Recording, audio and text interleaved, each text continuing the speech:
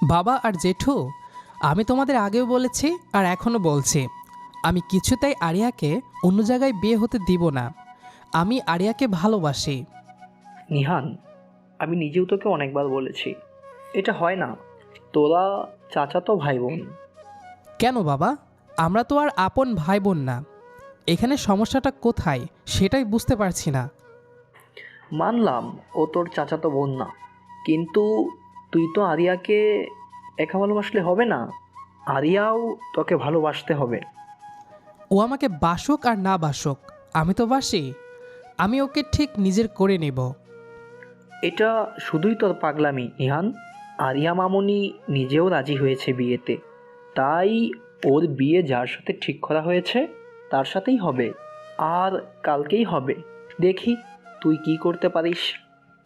এটা কি তাহলে তোমার ফাইনাল কথা? হ্যাঁ, এটাই আমার ফাইনাল কথা। ঠিক আছে বাবা, আমিও দেখি কিভাবে আরিয়ার বিয়ে অন্য কারোর সাথে হয়। এই বলে আমি ফোন কেটে দিলাম। রাগের বশে মোবাইলটাই ভেঙে ফেললাম। জেঠু আর বাবা ভেবেছে আমি বিদেশে আছি, তাই হয়তো কিছু করতে পারবো না। কিন্তু আমি তাদের সন্তান হওয়ার পরেও তারা আমার ব্যাপারে সবটা জানে না। তারা জানে না আমি কি জিনিস, আমি কি করতে পারি সেটা এখনও তাদের ধারণা নেই। আমি তখন আমার বেডসাইড টেবিলের ড্রয়ার থেকে আরেকটি মোবাইল নেই। তারপর আমার ভার্সিটির ক্লাস টিচারকে কল করি। আপনাদের বোঝার সুবিধার্থে ইংরেজি ভাষাকে বাংলায় রূপান্তর করা হলো। স্যার, আমার ইমার্জেন্সি ছুটি লাগবে। আমি আজকে আর এখনই আমার দেশে যাচ্ছি। স্যার বললেন, কিন্তু এত ইমার্জেন্সি কেন? কোনো দুর্ঘটনা হয়েছে? আমি বললাম, না স্যার, তেমন কোনো সমস্যা হয়নি, কিন্তু জরুরি একটা কাজ পড়ে গিয়েছে, তাই আমি আমার ফুল টিম নিয়ে যাচ্ছি। স্যার বললেন, ঠিক আছে। আমি তখন স্যারের কল কেটে দিয়ে আমি আমার টিম অর্থাৎ আমার ফ্রেন্ডদের গ্রুপ কল দেই। সবাই অনলাইনে আসলে আমি বলি, আমরা সবাই আজকে বাংলাদেশে যাচ্ছি, আমি টিকিট কিনে নিচ্ছি। আবির বলল, আরে, কোনো কারণ না বলে সরাসরি টিকিট কিনে নিচ্ছিস? আগে বল তো কী হয়েছে। আমি বললাম, আরিয়ার বিয়ে আগামীকাল। কি কিসব বলছিস? তুই না ওকে ভালোবাসিস, আর তোর বাসার সবাই তো ওকে জানে। সবাই জানে ঠিকই, কিন্তু আমার সাথে বিয়ে দিতে রাজি না কেউ। তাই আজকের রাতের ফ্লাইটে আমরা যাব, আর আগামীকাল আরিয়াকে বিয়ের আসর থেকে তুলে নিয়ে যাব। আবির বলল, নিহান, তুই কি সব ভেবেচিন্তে বলছিস? কারণ আরিয়া তো তোকে ভালোবাসে না। আমি বললাম, হ্যাঁ আবির, আমি সব কিছু ভেবেচিন্তেই বলছি। আর কোনো কথা নয়, রেডি হয়ে নে। নয়ন, তুইও রেডি হয়ে নে। তারপর আমি কল কেটে দিলাম। এরপর অনলাইন থেকে 3টি বিজনেস ক্লাস টিকিট কিনে নিলাম। তারপর ব্যাগ গোছানো শুরু করলাম। বেশি কিছু নেওয়া হয়নি, এই সামান্য কিছু জামাকাপড় আর ল্যাপটপটা নিলাম। রাত 9টা 30 মিনিটে সবাই প্লেনে উঠলাম। সারাটা পথ আমি চোখের পাতা এক করতে পারিনি। চোখের সামনে শুধু ভাসছে আরিয়ার মুখটা। ও কিভাবে পারলো অন্য কাউকে বিয়ে করতে রাজি হতে? ছোটবেলা থেকে আমি ওকে আগলে রেখেছি, ও কি সেটা বোঝেনি? রাগে আমার হাত মুষ্টিবদ্ধ হয়ে আসছিল। দীর্ঘ জার্নি শেষে আমরা যখন হজরত শাহজালাল আন্তর্জাতিক বিমানবন্দরে নামলাম, তখন ঘড়িতে সময় পরদিন দুপুর 12টা। এয়ারপোর্টের ভিআইপি এক্সিট দিয়ে বের হতেই আমার আগে থেকে ঠিক করে রাখা গাড়িটা এসে থামল। নিহান, তুই কি সোজা বাসায় যাবি নাকি ফ্রেশ হবি আগে? সোজা বিয়ের ভেন্যুতে যাব, বাসায় যাওয়ার সময় নেই। এতক্ষণে হয়তো বিয়ের লগ্ন শুরু হয়ে গেছে। ড্রাইভার, চাবি আমাকে দাও, আমি ড্রাইভ করব। আবির বলল, কিন্তু তুই তো টায়ার্ড। আমি ধমকের সুরে বললাম, বললাম তো আমি ড্রাইভ করব, তোরা চুপচাপ বস। আমি ড্রাইভিং সিটে বসে অ্যাক্সিলেটরে চাপ দিলাম। গাড়িটা ঝড়ের গতিতে এয়ারপোর্ট থেকে বেরিয়ে মেইন রোডে উঠল। আমার গন্তব্য এখন একটাই, চৌধুরী ভিলা। দৃশ্য, চৌধুরী ভিলা মানে বিয়েবাড়ি। পুরো বাড়িটা রাজকীয়ভাবে সাজানো হয়েছে। হাজার হাজার ফুল আর আলোকসজ্জায় ঝলমল করছে চারপাশ। মেহমানদের আনাগোনায় পুরো বাড়ি সরগরম। বাড়ির ড্রয়িং রুমের সোফায় বসে আছেন আবির খান এবং বড় আব্বু। বরযাত্রী এখনও এসে পৌঁছায়নি, তবে কিছুক্ষণের মধ্যেই চলে আসবে। ওপরতলায় আরিয়ার ঘর। আরিয়াকে লাল বেনারসি আর ভারী গয়নায় অপূর্ব লাগছে, ঠিক যেন ডানাকাটা পড়ি। কিন্তু তার চোখে মুখে কোনো আনন্দের ছাপ নেই। সে আয়নার সামনে পাথরের মতো বসে আছে। তার কাজিনরা তাকে সাজিয়ে দিচ্ছে।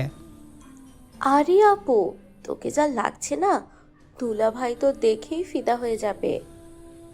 আরিয়া কোনো কথা বলল না, শুধু মলিন হাসল। তার মনের ভেতর যে ঝড় চলছে তা কেউ জানে না। সে মনে মনে ভাবছে, নিহান ভাইয়া কি একবারও খোঁজ নিল না? আমি বিয়ে করছি শুনেও সে আটকালো না। তার মানে ও আমাকে কোনোদিন ভালোবাসেইনি। চোখ দিয়ে এক ফোঁটা জল গড়িয়ে পড়ল। হঠাৎ বিকট শব্দে একটা কালো রঙের হ্যারিয়ার গাড়ি এসে ব্রেক কষল গেটের সামনে। সিকিউরিটি গার্ডরা কিছু বুঝে ওঠার আগেই গাড়ি থেকে আমি, আবির আর নয়ন নামলাম। আমার পরনে কালো শার্ট, হাতা ফোল্ড করা, আর চোখে মুখে এক বিধ্বংসী রাগ। দারোয়ান এগিয়ে এসে বলল, স্যার আপনারা কারা? ইনভাইটেশন কার্ড আছে? আমি গার্ডের কথার কোনো উত্তর না দিয়ে সোজা তাকে ধাক্কা দিয়ে সরিয়ে ভেতরে ঢুকলাম। আমার হাঁটার গতি আর চোখের চাহনি দেখে কেউ সামনে আসার সাহস পেল না। সোজা ড্রয়িং রুমে প্রবেশ করলাম।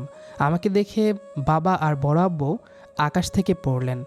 গান বাজনা আর কোলাহল মুহূর্তেই থেমে গেল। পিনপতন নীরবতা নেমে এলো পুরো হল রুমে। নিহান, তুই তুই এখানে কি করছিস? তুই তো বিদেশে ছিলি। আমি বলেছিলাম না বাবা আমি আসছি? তোমরা ভেবেছিলে আমি আসবো না?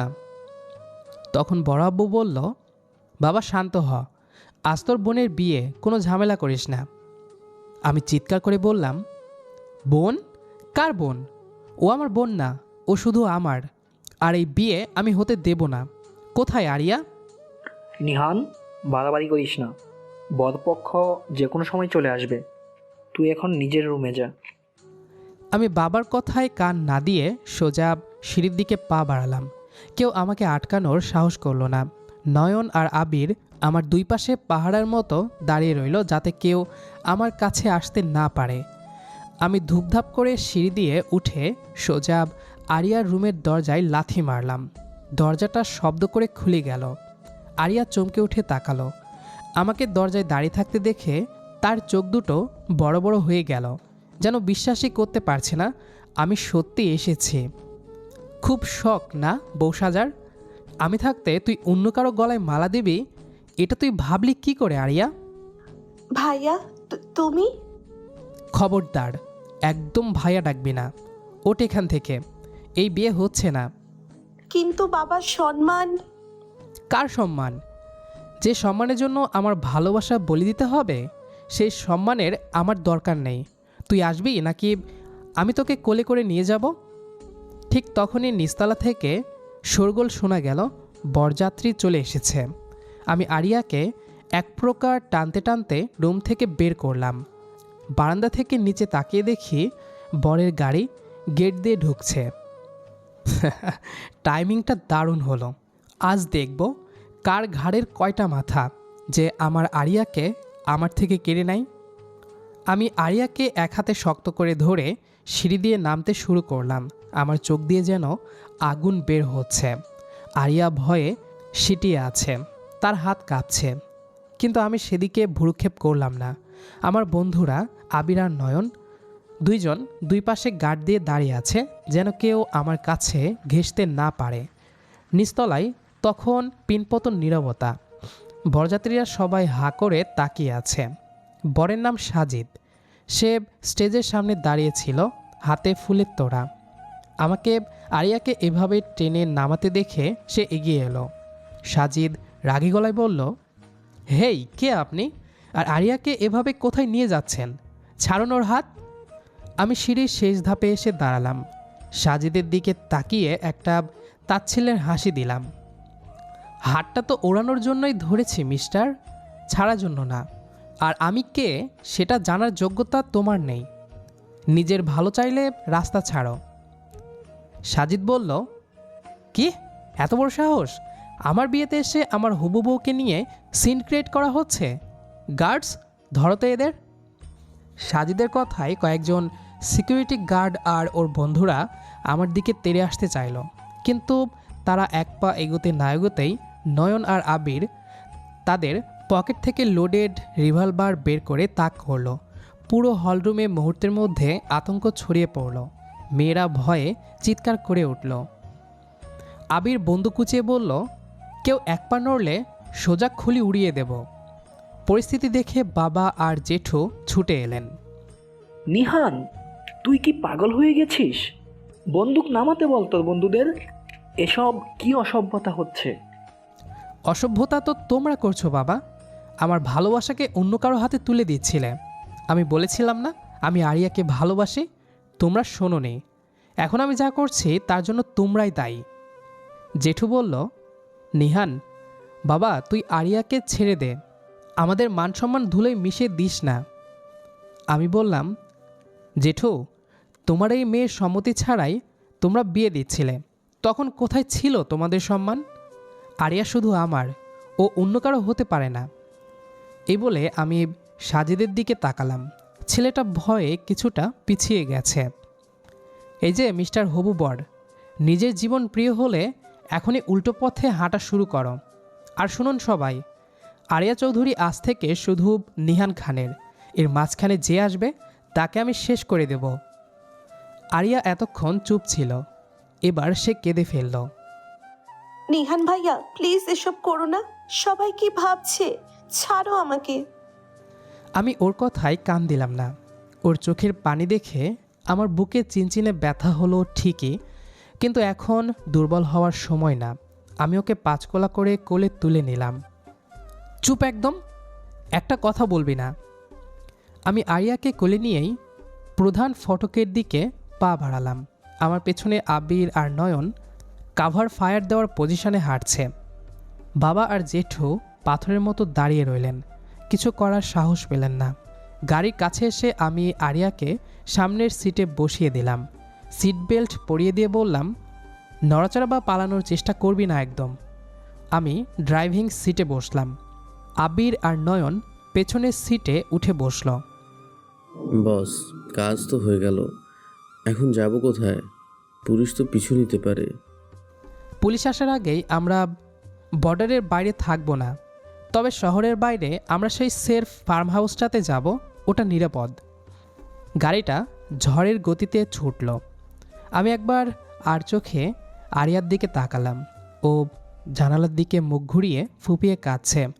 লাল বেনারসিতে ওকে আজও অসম্ভব সুন্দর লাগছে, কিন্তু ওর এই কান্নাটা আমার সহ্য হচ্ছে না। তবুও আজ আমি স্বার্থপর, ওকে আমার পেতেই হবে যে কোনো মূল্যে। প্রায় 2 ঘন্টা ড্রাইভ করার পর আমরা শহরের কোলাহল ছেড়ে নিজন এক রাস্তায় এসে পড়লাম। রাত তখন প্রায় 1টা, চারপাশ অন্ধকার, শুধু গাড়ির হেডলাইটের আলো। হঠাৎ আরিয়া চিৎকার করে উঠল, ভাইয়া গাড়ি থামাও, আমার বমি পাচ্ছে। আমি সাথে সাথে ব্রেক কষলাম।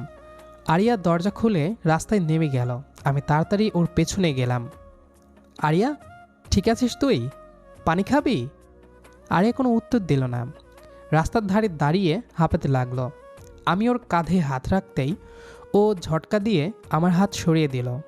তারপর আমার দিকে ঘুরে দাঁড়ালো। ওর চোখ দুটো লাল হয়ে আছে। কেন করলে এমন? কেন আমার জীবনটা নষ্ট করছো? আমি তোমাকে ঘৃণা করি নিহান ভাইয়া, আই হেট ইউ। ওর কথাগুলো আমার বুকে তীরের মতো বিঁধল, কিন্তু আমি নিজেকে সামলে নিলাম। ওর 2 বাহু শক্ত করে ধরে নিজের কাছে টেনে আনলাম। ঘৃণা করিস? খুব ভালো। তোর এই ঘৃণাটাকেই আমি ভালোবাসায় পাল্টে দেব আরিয়া। তুই শুধু আমার, এটা তোকে মানতেই হবে। আজ এখনই এই মুহূর্তেই আমাদের বিয়ে হবে। মানে আমি কাজই ঠিক করে রেখেছি, ফার্ম হাউসে পৌঁছালেই আমাদের বিয়ে হবে।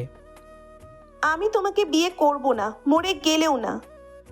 মরতে তোকে হবে না, আর তুই রাজি না হলেও বিয়েটা হবে। কারণ জোর করে বিয়ে শব্দটা শুধু গল্পের নামেই না, বাস্তবেও ঘটতে যাচ্ছে। এই বলে আমি ওকে আবার পাঁচকোলা করে গাড়িতে তুললাম। ও আমার বুকে কিলঘুষি মারতে লাগলো, কিন্তু আমার তাতে কোনো ভাবান্তর হলো না। গাড়ি আবার ছুটল গন্তব্যের দিকে। কিছুক্ষণ পর আমরা ফার্ম হাউসে পৌঁছালাম।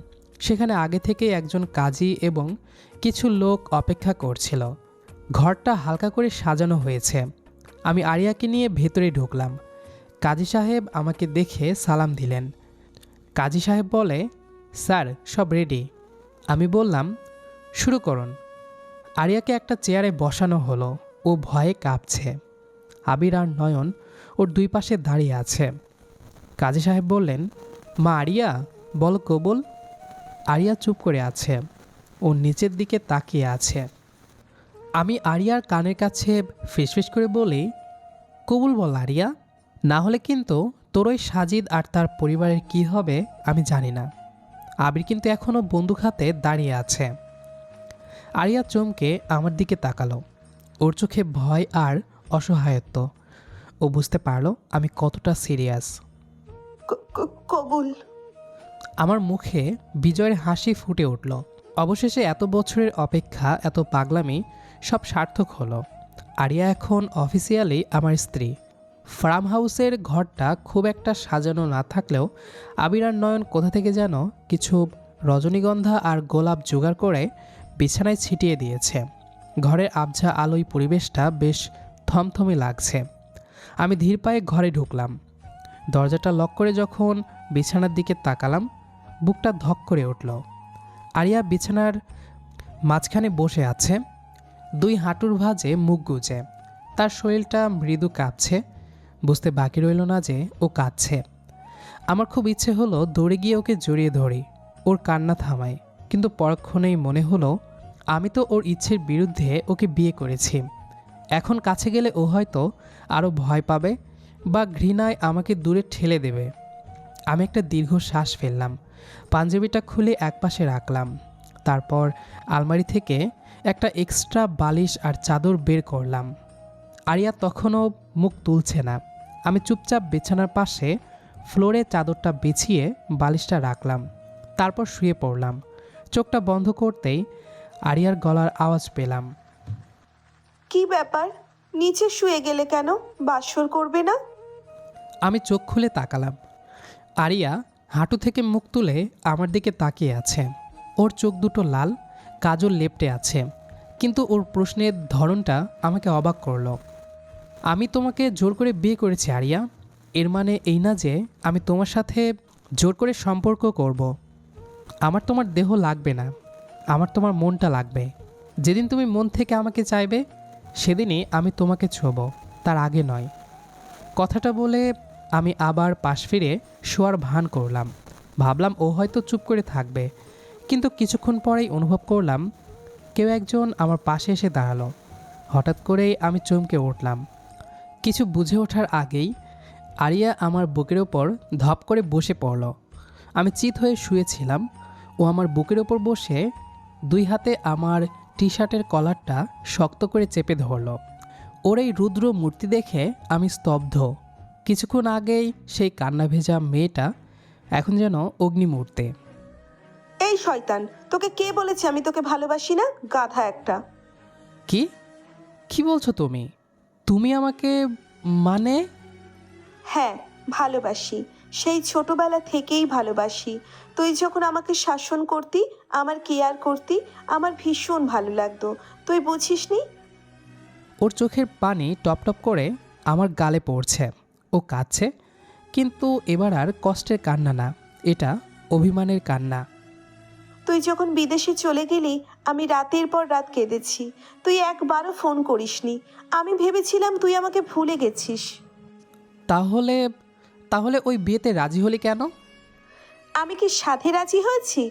বাবা হার্ট অ্যাটাকের ভয় দেখালো, মায়ের দোহাই দিল, ব্ল্যাকমেল করে আমাকে রাজি করিয়েছে। আমি তো মরেই গিয়েছিলাম নিহান। আজ যখন তুই বিয়ের আসরে এসে আমাকে হাত ধরে টান দিলি, বিশ্বাস কর মনে হলো আমি আমার প্রাণ ফিরে পেয়েছি। আমি তো মনে মনে এটাই চাইছিলাম যে তুই এসে আমাকে নিয়ে যা। আমি কথাগুলো শুনে আমি যেন বিশ্বাসই করতে পারছিলাম না। আমার বুকের ভেতর জমে থাকা সব কষ্ট মুহূর্তেই উবে গেল। আমি আলতো করে ওর পিঠে হাত রাখলাম। সত্যি বলছিস পাগলি? তুই আমাকে ভালোবাসিস? বাসবো না কেন? তুই ছাড়া আমার আর কে আছে? কিন্তু তুই একটা গাধা, এত কষ্ট দিলি আমাকে। আমি আর নিজেকে ধরে রাখতে পারলাম না, এক ঝটকায় উঠে বসলাম আর আরিয়াকে বুকের সাথে পিষে ধরলাম, ওর কপালে গালে চুমু এঁকে দিতে লাগলাম। সরি জান, আমি বুঝতে পারিনি। আমি ভেবেছিলাম তুই আমাকে ঘৃণা করিস, কিন্তু এখন যখন জেনেছি তুইও আমাকে ভালোবাসিস, তখন আর কোনো মাফ নেই। ফ্লোরে আর ঘুমাতে হবে না, বিছানায় চলো। আমি মুচকি হেসে আরিয়াকে পাঁচকোলা করে কোলে তুলে নিলাম। ফ্লোরে তো আর ঘুমানোর প্রশ্নই আসে না। আর সারা রাত তোকে শুধু ভালোবাসবো। এতদিন যত ভালোবাসা জমা আছে সব সুদে আসলে উসুল করে নেব। আরিয়া লজ্জায় আমার গলার কাছে মুখ লুকালো। আমি ওকে বিছানায় নামিয়ে দিলাম। বাইরে চাঁদের আলো জানালা দিয়ে এসে ওর মুখে পড়ছে। আমার দেখা সেরা দৃশ্য। আমি ধীরলয়ে ওর ঠোঁটে নিজের ঠোঁট ছোঁয়ালাম। আমাদের দীর্ঘ প্রতীক্ষিত ভালোবাসার পূর্ণতা পেল আজ। জোর করে শুরু হওয়া গল্পটা অবশেষে ভালোবাসায় মিশিয়ে একাকার হয়ে গেল। পরদিন সকালে ফার্ম হাউসের ঘরে মিষ্টি রোদ এসে পড়েছে। আরিয়া তখনও আমার বুকে মাথা রেখে গভীর ঘুমে মগ্ন। কাল রাতের ভালোবাসার পর ওকে খুব শান্ত আর স্নিগ্ধ লাগছে। ওর কপালে আলতো করে একটা চুমু এঁকে দিয়ে আমি বিছানা ছাড়লাম। নিচে ড্রয়িং রুমে নয়ন আর আবির কফি খাচ্ছিল। আমাকে দেখে দুজনেই এগিয়ে এলো। আবির বলল, কিরে নিহান, অবশেষে মুখ থেকে হাসিটা নামলো দেখছি। কাল রাতে কি হলো রে? আমরা তো টেনশনে মরে যাচ্ছিলাম। তুই আরিয়াকে জোর করে বিয়ে করলি, তারপর বাসর ঘরে বন্ধ। আমি হাসি মুখে একটা চেয়ারে বসলাম। তারপর তাদের পুরো ঘটনা খুলে বললাম। আরিয়া যে আমাকেও ভালোবাসতো, আর তার বাবার ইমোশনাল ব্ল্যাকমেলের কারণে সে বিয়েতে রাজি হয়েছিল। কি বলিস, সত্যি? মানে এ ছিল তোর প্রেমের জোর? আমরা ভাবছিলাম তুই একটা জোর জুলুমের কাণ্ড করলি বুঝি, কিন্তু আরিয়া তোকে ভালোবাসে এটা জেনে এটা দারুণ শান্তি পেলাম। আবির বলল, বাহ, তাহলে তো এটা জোর করে বিয়ে না, এটা ছিল প্রেমের সার্থক উদ্ধার। যাক, তোর ভাগ্য ভালো, তোর এই পাগলামিটা শেষ পর্যন্ত কাজে লেগেছে। তা এখন কি প্ল্যান? পরিবারের সামনে কি বলবে? আমি বললাম, প্ল্যান একটাই, সত্যিটা বলবো। এখন আর লুকানোর কিছু নেই। কাল রাতে যা করেছি সব ওদের ভুল ভাঙানোর জন্য। আরিয়া যে আমাকে ভালোবাসে সেটা ওদের জানাতে হবে। চল নাস্তা করি, তারপর দেখা যাক কি হয়। আমরা তিনজন মিলে রান্নাঘরে গেলাম। আরিয়া ততক্ষণে নিচে নেমে এসেছে। ওকে দেখে দুজনেই হাসলো। আরিয়া লজ্জায় লাল হয়ে মাথা নিচু করে হাসলো। নাস্তার টেবিলে আরিয়া আমাকে নিজে হাতে চামচ দিয়ে খাইয়ে দিতে লাগলো। আমি দুষ্টুমি করে ওর হাত ধরে কামড়ে দিলাম। সে হেসে গাল ফুলিয়ে দিল। এই দৃশ্য দেখে আবির আর নয়ন হাসিতে ফেটে পড়ল। ঠিক সেই মুহূর্তে দরজার বিকট শব্দ হলো। কেউ যেন দরজায় সজোরে ধাক্কা দিচ্ছে। আবির আর নয়ন দ্রুত উঠে গিয়ে সতর্ক হলো। আমি আরিয়াকে আমার পেছনে লুকিয়ে রাখলাম। কয়েক মুহূর্তের মধ্যেই আমার বাবা আবির খান, মা আর আরিয়ার বাবা মা, জেঠু আর জেঠিমা ক্রোধে আর হতাশায় ভরা মুখে ভেতরে প্রবেশ করলেন। তাদের পেছনে সাজিদ আর তার পরিবারের দুইজন লোকও ছিল।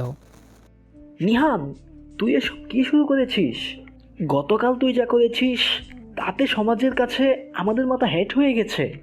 আর আরিয়া, তুই কিভাবে একটা ডাকাতের সাথে হাত মেলালি? আমার মা ছুটে এসে আরিয়াকে জড়িয়ে ধরলেন। আরিয়া, মারে, তুই ঠিক আছিস তো? কি করে দিলি তুই? জেঠু আমার দিকে আঙ্গুল তুলে বললেন, তুই আমার মেয়েকে কিডন্যাপ করেছিস? আমরা পুলিশে রিপোর্ট করেছি। এক্ষুনি আরিয়াকে সাজিদের হাতে তুলে দে। আমি দৃঢ়তার সাথে বললাম, জেঠু প্লিজ, আরিয়া এখন আমার স্ত্রী। আমরা কাল রাতে বিয়ে করেছি। আর সাজিদের হাতে কেন দেব? ও তো আমার ভালোবাসার মানুষ। সাজিদ রাগে ও হতাশায় বলল, কিসের ভালোবাসা? সব মিথ্যে। তুমি ওকে জোর করে ধরে এনেছ। আরিয়া, তুমি বলো, তুমি আমার সাথে যেতে চাও? সবাই আরিয়ার দিকে তাকালো। আরিয়া আমার পাশ থেকে সামনে এসে দাঁড়ালো। তার চোখে এখন আর ভয় নেই, আছে দৃঢ়তা। বাবা মা, আমি স্বেচ্ছায় নিহানের সাথে এসেছি। আমি নিহানকে ভালোবাসি।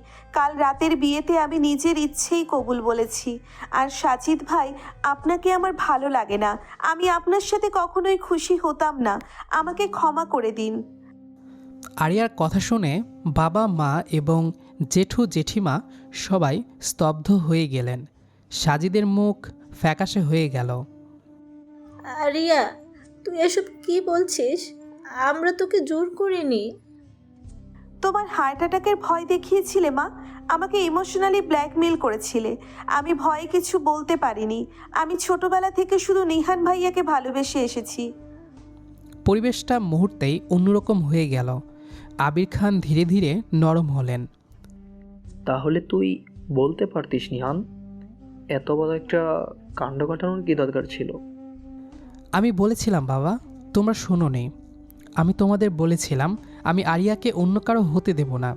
তোমরা আমাকে বিদেশে ভেবে আমাকে পাত্তা দাওনি। আমাকে বাধ্য হয়ে এমনটা করতে হলো। আমি তোমাদের সম্মান নষ্ট করিনি, আমি শুধু আমার স্ত্রীকে ছিনিয়ে এনেছি। সাজিদ বুঝতে পারল পরিস্থিতি তার হাতের বাইরে। সে তার বাবা মাকে নিয়ে অপমানিত বোধ করে ফার্ম হাউস থেকে বেরিয়ে গেল। আমার মা তখন এগিয়ে এসে আরিয়াকে জড়িয়ে ধরলেন। জেঠু কিছুক্ষণ স্তব্ধ হয়ে থাকার পর আমার কাছে এলেন। জেঠু মাথা নিচু করে বলল, ভুলটা আমাদেরই ছিল নিহান। আমরা বুঝতে পারিনি তোরা একে অপরকে ভালোবাসিস। শুধু সমাজের লোকলজ্জার ভয়ে যা হওয়ার হয়ে গেছে। তোরা সুখী হ বাবা, তোরা দুজনেই আমাদের সন্তান। পরিস্থিতি স্বাভাবিক হতে বেশি সময় লাগলো না। মা জেঠিমা দুজনেই আরিয়াকে আশীর্বাদ করলেন। পরিবারের সকলে মিলেই ঠিক করলো যেহেতু গোপনে বিয়ে হয়ে গেছে, তাই তাড়াতাড়ি একটা রিসেপশন দিয়ে সবাইকে জানানো হবে। সেই রাতটা ছিল আমাদের কাছে সত্যিই স্বপ্নের মতো। সবাই ফিরে যাওয়ার পর আমি আর আরিয়া আমাদের রুমে ফিরলাম। বাইরে তখন পূর্ণিমা। আমি আরিয়াকে পেছন থেকে জড়িয়ে ধরলাম। আজ আমাদের প্রথম বাসর। কাল তো সব অভিমান আর টেনশনে কেটে গেল। আজ কি আমাকে কোনো বাধা দেবে? আরিয়া আমার দিকে ঘুরে দাঁড়ালো, তার চোখে গভীর অনুরাগ। কাল যে পাগলিটা আপনাকে ঘৃণা করত, আজ সে আপনার জন্য পাগল। আমি আপনার বুকে মাথা রেখে সারা জীবন থাকতে চাই নিহান। আমি আর এক মুহূর্ত অপেক্ষা করলাম না। ওর ঠোঁটে আমার ঠোঁট ডুবিয়ে দিলাম। একটা দীর্ঘ উষ্ণ চুম্বন। ভালোবাসা, পাগলামি আর অভিমান সব যেন সেই চুম্বনে পূর্ণতা পেল। আমি আরিয়াকে কোলে তুলে বিছানায় শুয়ে দিলাম। বাইরের চাঁদের আলোয় আমাদের ঘরটা যেন আরও রোমান্টিক হয়ে উঠল। দুই ভালোবাসার মানুষের মিলন পূর্ণতা পেল। জোর করে শুরু হওয়া গল্পটা ভালোবাসার রঙে রাঙিয়ে হ্যাপি এন্ডিং হলো। তো দর্শক, বিদায় নিচ্ছি আজকে এখান থেকে। অবশ্যই লাইক, কমেন্ট, সাবস্ক্রাইব করে পাশে থেকো। দেখা হচ্ছে পরবর্তী গল্পে। সে পর্যন্ত ভালো থাকবেন, সুস্থ থাকবেন। আল্লাহ হাফেজ।